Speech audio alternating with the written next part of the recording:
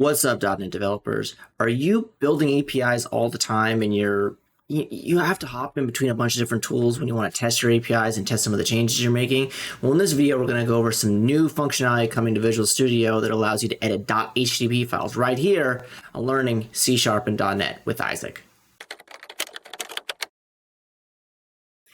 Hey folks, Isaac Levin here with another edition of Learning C# and .NET with Isaac, where we're going to talk about all sorts of cool stuff coming out in .NET, C# and Visual Studio all the way up to .NET Conf in November of 2023. All right, if you like the content here, also be sure to like, subscribe, follow, leave some comments down below. If you're liking this, let me know what sort of other content you'd love to see in this space. I love .NET and I want to make sure that you're taking the best advantage of some of the newest stuff the .NET team is building. All right, so with that, if you're an API developer, if you build lots of APIs, whether they're minimal APIs, whether they're typical APIs using the controller approach, you have to usually have a couple of tools open when you're debugging or testing those APIs, right? Like you might use Postman, or you might use Visual Studio Code, the REST client that's built into there. You might use Fiddler. Those tools are great, and those tools serve a purpose. But what if you didn't have to leave Visual Studio to do some of this stuff?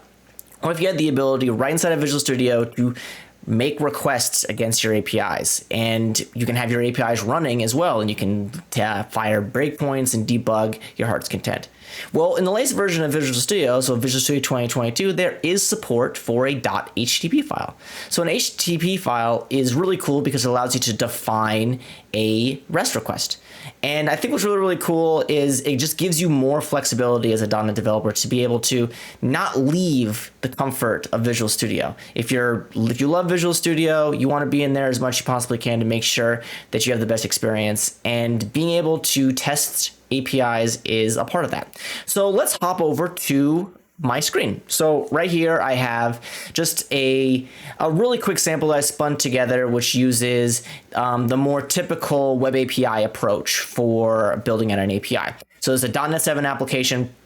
It basically it's a version of a to-do app, but I'm using customer as an example. And if I zoom in here, as you can see, I'm using a SQLite database to hold all of that. And let's take a look at some of the code here. But as you can see, I'm taking advantage of Entity Framework and Entity Framework Core SQLite. So if I hop over to our controllers, I can take a look at our controllers here, and we have a handful of different colors. So I have, a typical get all controller, get by ID, create, and then all of the CRUDs. So, create, update, delete, right? And I'm using it as a version of the repository pattern. So I have a service here, and that service basically goes up against a DB context and does some checking and all that sort of stuff. So very, very typical stuff. Nothing really crazy here, but I wanted to show you using this particular approach. You could do this with vanilla APIs if you want, but in this particular case, I wanted to take a look at a more fully fledged example than like the typical minimal API that comes from the project template in Visual Studio. So what I want to do is I'm just going to start up this application. So I'm going to click that. It's going to spin up a browser, and the browser is probably going to be in another window. So let me drag that over. And if I drag this over here, as you can see, I have Swagger included in this particular project as well. So I can take a look, I can right here, and I can see if I execute here, as you can see, I have I have one item in my SQLite database, a customer, so it's me. This is really, really cool. But one thing that I would love to be able to do is testing in the browser is great, and Swagger gives us a really, really great experience in that regard. But what if I wanted to actually do this inside of Visual Studio? So let me pop open Visual Studio back up, and I'm still running. And if I go to my Solution Explorer here, and I just right click in my project and I add a new file, a new item, and I'm going to call this, let's just call this api.htp. And this is going to create an HTTP file for us to be able to make requests against our particular API that we're testing. And you can take a look at this aka.ms link to get some more information about HTTP files. But let's just go over a couple of quick examples here. So for instance, let's just do a get. So get, and then in this particular case, let's just get the URL here. So the URL of that endpoint right here, I'm just going to copy this, and then I'll have to modify it a little bit. So we go here, that, and 7022, and this is the customer controller, right? So if I click this here, what this will actually do is this is going to send a sample request. So let's just click that. And as you can see here, it returns some content, which is pretty cool. I actually then can do a couple of extra things. Like for instance, what if I wanted to just, and how you do that is you can add some comments here to separate out your get. And you have a little bit of IntelliSense here. So HTTPS, localhost, and then 7022/customer, and then 1. So if I run this, still going to get that same endpoint. So instead of it being an array, we're going to see, 1722. Whoops, put the wrong endpoint in there. So 7022, sorry about that. So if I click this again, there you go. Instead of it being an array, it's just that single item, right? So then I can do puts and deletes as well. But one thing that's really, really cool about the HTTP file format is that I can have like variables. So if I go up here and let's just say, for instance, I want to call this host address, and I can specify, like in this particular case, https://localhost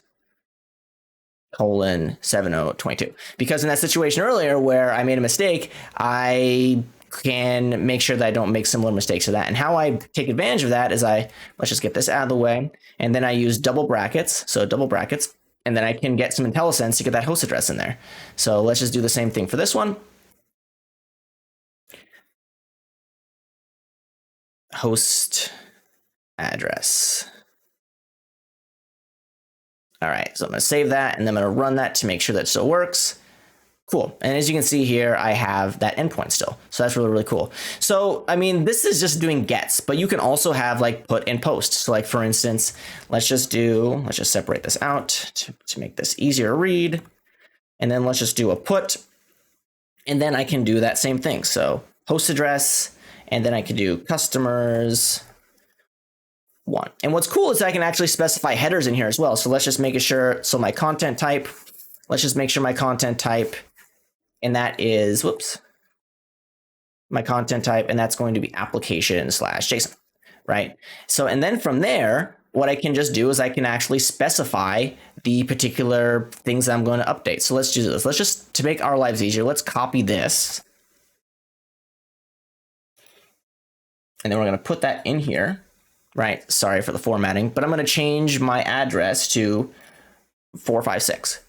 And before we actually run this, let's actually make sure that our endpoint is actually working. So let's actually set a breakpoint here on the update service. So I'm going to go back to our HTTP file.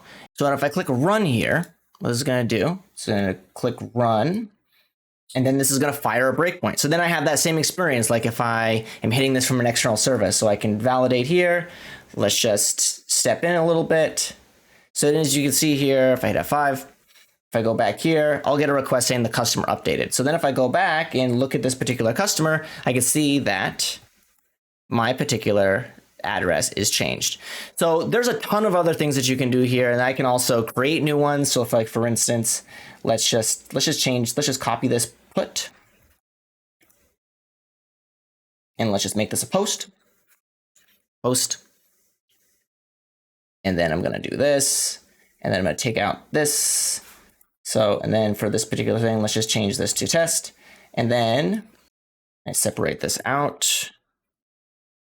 So if I run this, I should get a message saying customer created. So now if I get a list of all of my customers here, I have 2 customers. So that's really, really exciting stuff.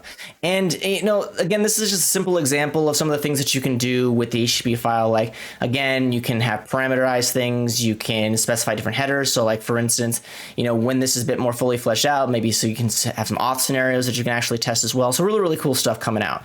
And if you're liking this sort of content here, be sure to like, subscribe, follow, let me know, share, comment down below if you're liking this sort of stuff. I'm going to be doing all sorts of .NET, C# Visual Studio content up to .NET Conf in November, and let me know if you like it. And that's for me. Take care.